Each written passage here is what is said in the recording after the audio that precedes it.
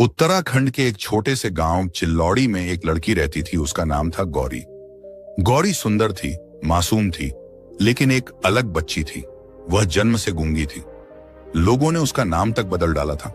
कोई उसे मूक बुलाता, कोई अभागिन, और कुछ तो कहते ऐसी लड़की को पालने का क्या फायदा। गौरी की मां धनवंतिका एक विधवा थी। पति की मृत्यु गौरी के जन्म के अगले साल ही हो गई थी। घर में बस दो लोग, मां और बेटी। धनवंतिका ने कभी अपनी बेटी को बोझ नहीं माना। कहती थी, मेरी गौरी भले बोल नहीं सकती, पर इसका दिल बोलता है। गौरी को पढ़ाई का बहुत शौक था। वह गांव के स्कूल में पढ़ती थी, इशारों से सब समझती थी, लिखने में तेज थी, चित्रकारी में अव्वल। लेकिन स्कूल में बच्चे उसे चिढ़ाते थे।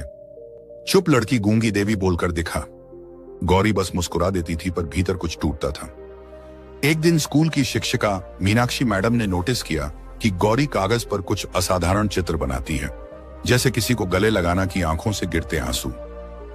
मैडम ने कहा, इस बच्ची में कुछ अलग है, इसे पंख दो, ये उड़ जाएगी।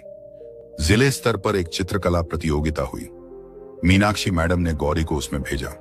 पहली बार वह गांव से बाहर निकली। गौरी ने अपनी आत्मा से चित्र बनाया, एक मां और बेटी की जोड़ी, एक जंगल और ऊपर लिखा एक वाक्य, जो होता है अच्छे के लिए होता है। लेकिन परिणाम आया, गौरी का नाम नहीं था। वह उदास हो गई। मां ने उसके बाल सहलाते हुए लिखा, गौरी याद रख, जो होता है अच्छे के लिए होता है। अभी नहीं हुआ, इसका मतलब कहीं और बड़ा कुछ होगा। एक रात तेज बारिश हो रही थी, बिजली कड़क रही थी। गौरी और मां सो रही थी। तभी घर की छत का एक हिस्सा गिर पड़ा। गौरी बच गई, लेकिन उसकी मां हमेशा के लिए चली गई। वो रात सिर्फ बारिश नहीं थी, गौरी की दुनिया का अंत था।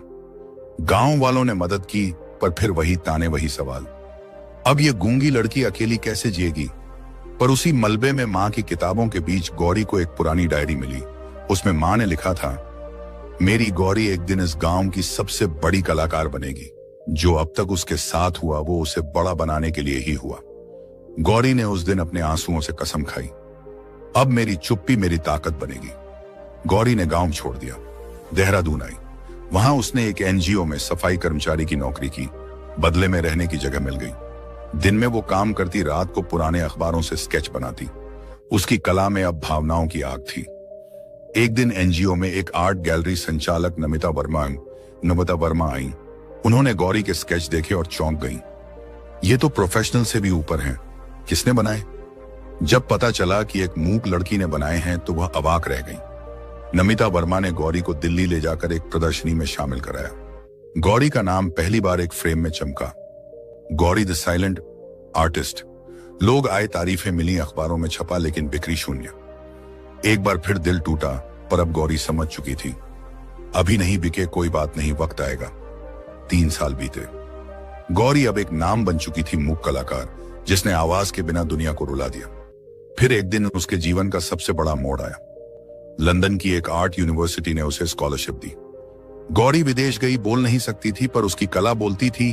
अकेलेपन की पीड़ा, मां की ममता, समाज की बेरुखी और उम्मीद की चुप्पी। गौरी भारत लौटी। अब वह मशहूर थी, मीडिया में छाई हुई, मगर उसने शोहरत नहीं चुनी।